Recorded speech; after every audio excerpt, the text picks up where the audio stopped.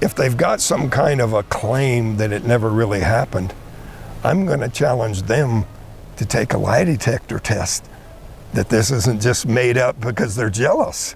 In the quiet forests of Arizona, a routine day of work turned into an extraordinary event that would shock witnesses and experts. Travis Walton, a young logger, spotted a mysterious craft hovering silently among the trees. Where were you? I was lying on my back on a raised table. There was a light above me. There's a little bit of striking on the part of the aliens against me. That didn't happen. When my arm contacted him, he just fell back very unexpectedly easy into the other one. And I rolled off the table in the other direction. It started as a glimpse of a UFO, but then something terrifying happened. Walton vanished, his co-workers were ill, and there was a frantic search that gripped the nation. What happened to Walton when he came back? We saw a large glowing object near the road. Well, we stopped the truck and I got out, went up to it for a closer look. I thought that this thing was just going to shoot right off, and then, I hurried towards it thinking, it'll be gone before I even get close enough to see it that well. But it didn't leave. It started to move and the sound got louder.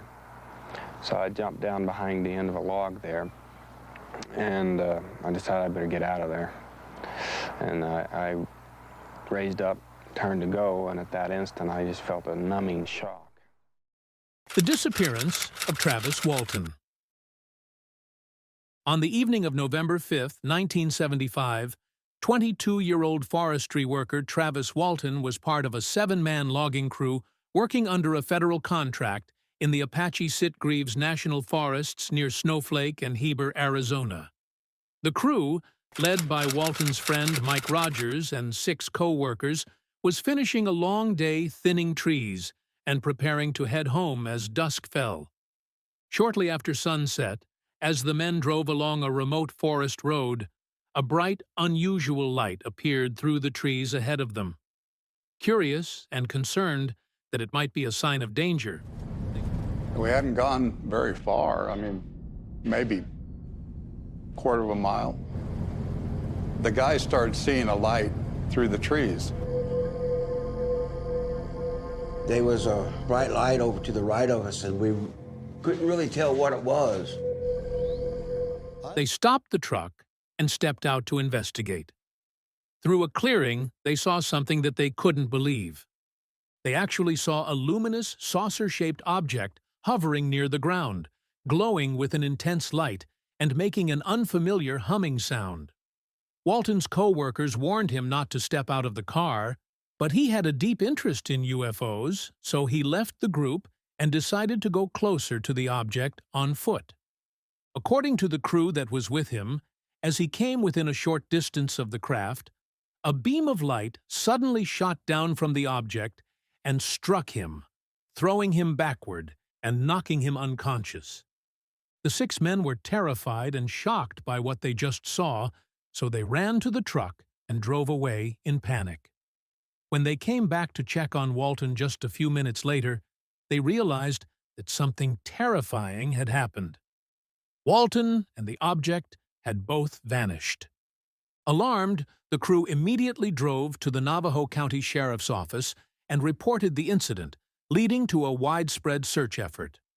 Law enforcement, volunteers, and search teams searched the forest, but they didn't find any trace of Walton. But because Walter was lost in such a remote place, and their story was unbelievable to say the least, the investigators started to suspect foul play. The main suspects were the co-workers, as they questioned whether they harmed him, and they came up with a story to cover up the UFO. Once the co-workers and police started to investigate the disappearance of Travis Walton, you won't believe what happened next. Search and police investigation. Once Travis Walton's co-workers reported his disappearance to the Navajo County Sheriff's Office, the situation quickly escalated into a full-scale search and investigation. At about 7:45 p.m. on November 5, 1975, a member of the logging crew called local authorities after returning to town and explained that Walton had disappeared after a strange encounter deep in the footage. Deputy L.C. Ellison was the first officer to respond, and when he found the 6 men highly agitated, he contacted Sheriff Marlon Gillespie and Deputy Kenneth Copland to assist him. The officers accompanied some of the crew back to the site that night and conducted an initial search, but they didn't find any sign of Walton, the alleged craft, or any other piece of physical evidence on the site. The leaves, grass, and ground seemed to be undisturbed, and there were no footprints or signs of a struggle. Despite the bizarre nature of the report, Sheriff Gillespie later realized that the men seemed sincere in their distress. Over the next several days, the search expanded to include volunteer trackers, Forest Service personnel, helicopters, scent dogs, and mounted patrols covering every single square mile of that rugged forest. Even with the cold and challenging weather conditions, there was no sign of Walton in that forest. Since there was no body or evidence of harm, the law enforcement officers started to consider more suspicions. One of the main theories was that Walton was murdered by his co-workers for whatever reason, and then hidden in the woods. Another idea was that the crew was just coming up with an elaborate hoax and playing a prank. The 6 men were treated as potential suspects, and investigators pressed them hard for details. By November 10th, 5 days after Walton had disappeared, the crew agreed to go through polygraph testing administered by Cy Gilson of the Arizona Department of Public Safety. The test asked whether they had harmed Walton or were involved in a hoax, and 5 of the 6 men passed with no deception indicated. One of the tests was ruled inconclusive rather than showing falsehood. Gilson later reported that the results supported the claim that the men believed they had actually seen a strange object, rather than killing their co-workers. The investigations continued until Walton unexpectedly returned home days later, but that only complicated the case as he revealed something shocking. Travis Walton's return. After 5 days of intense searching by law enforcement, volunteers, and tracking teams, the disappearance of Travis Walton took a dramatic turn late on November 10, 1975, when Walton suddenly reappeared near Heber, Arizona. Around midnight, Walton regained consciousness lying face down on the side of a rural road, about 30 miles from where he had vanished in the Apache Sitgreaves National Forest. As he looked up, some witnesses in the area actually saw a highly reflective, saucer-shaped craft hovering silently above the road before it shot straight up into the night sky and disappeared. Disoriented and believing only a few hours had passed since the incident in the forest, Walton walked to a nearby phone booth and called his brother-in-law. Family members found him in a confused state. He was gaunt, dehydrated, and shocked to find out that 5 days had passed since he disappeared. He had lost a lot of weight over the 5 days, with red, tired eyes, and seemed to be physically strained, although there weren't any signs of severe injuries on his body. Medical examinations conducted shortly after his return confirmed that Walton had not suffered serious trauma, and that there weren't any drugs or alcohol detected in his system. So, it ruled out any normal explanations for his disappearance and altered state. Despite his physical condition, Walton's initial memory of the missing time was fragmented and limited. But when he was later interviewed by law enforcement and reporters, what they found out was something shocking. Walton had been abducted by a UFO right there in Arizona, and you won't believe what happened to him. Walton's abduction experience. After Travis Walton re-emerged on a roadside in Arizona 5 days after his disappearance, he initially recalled very little about the missing time. But over time, with the interviews and hypnotic regression sessions, he provided a more detailed narrative of what happened when he found himself inside the UFO that had struck him.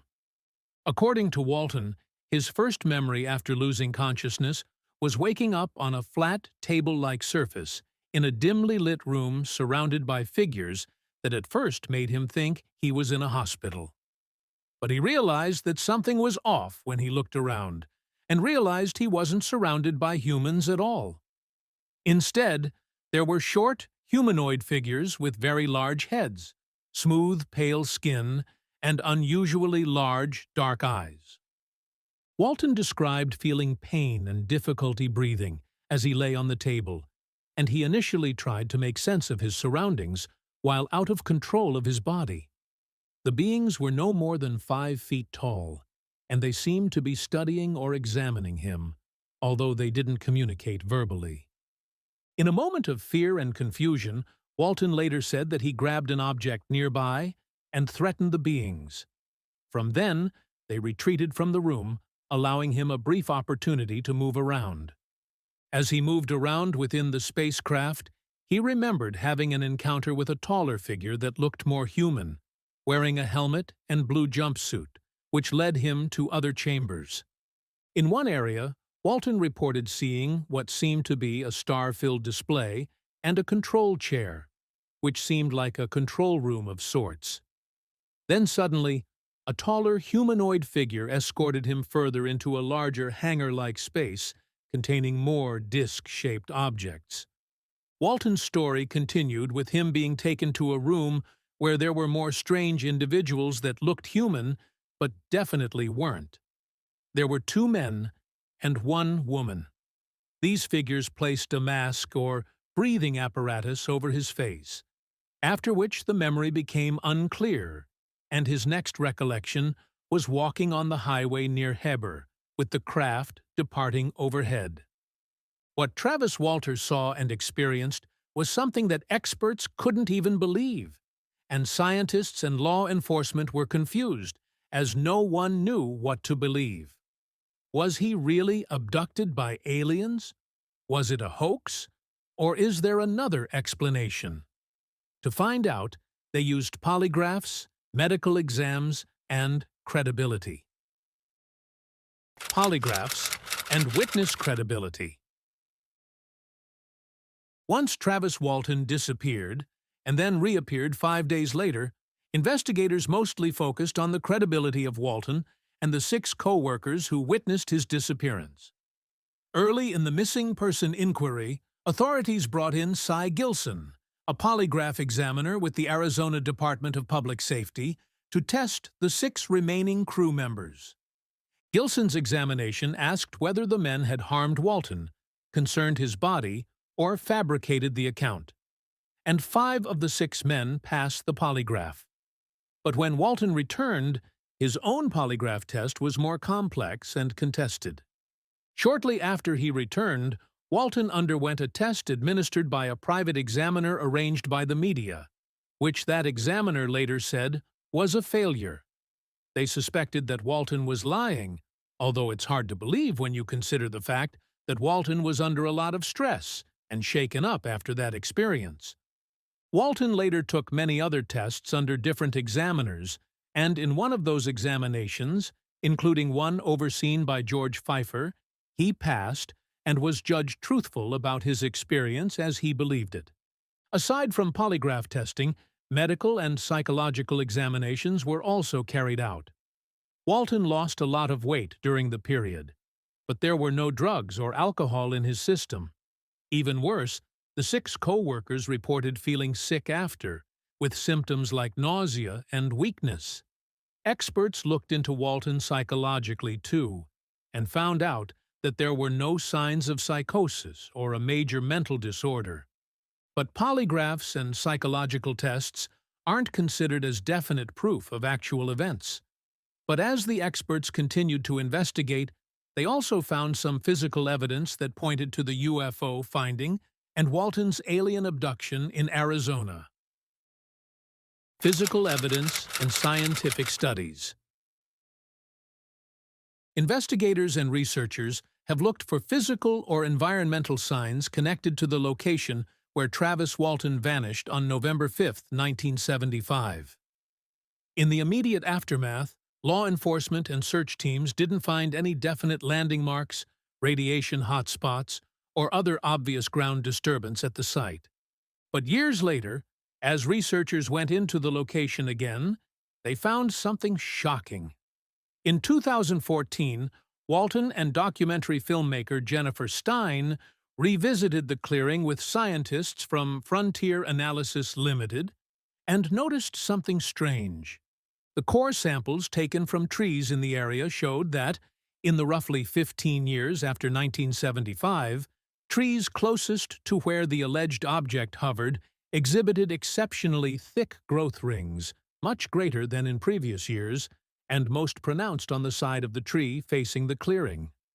Supporters of the findings have revealed that similar phenomena have been observed in vegetation affected by radiation in other contexts. For instance, something similar happened in Chernobyl. Further investigation came with soil sampling. In 2017, scientists Phyllis and Bruce Budinger analyzed the soil collected from the abduction site along with the control samples from nearby areas. Their laboratory report indicated that soil at the site contained higher levels of certain elements, including iron, calcium, magnesium, and potassium, relative to the controls. Researchers suggested these differences could reflect a long-term alteration in soil chemistry, although the significance of these variations remains speculative and has not been widely corroborated by independent scientific bodies. Despite all these interesting results, there's no physical evidence about what Walton had experienced in Arizona. Some scientists and ufologists agree that Walton had actually seen something shocking, while others give other explanations. Explanations and theories. One of the most sustained critiques came from aviation journalist Philip J. Klass, a prominent UFO skeptic, who argued that key elements of the story, such as the timing of Walton's disappearance, the polygraph results, and the motivations of those involved, suggested a fabricated narrative rather than an actual abduction.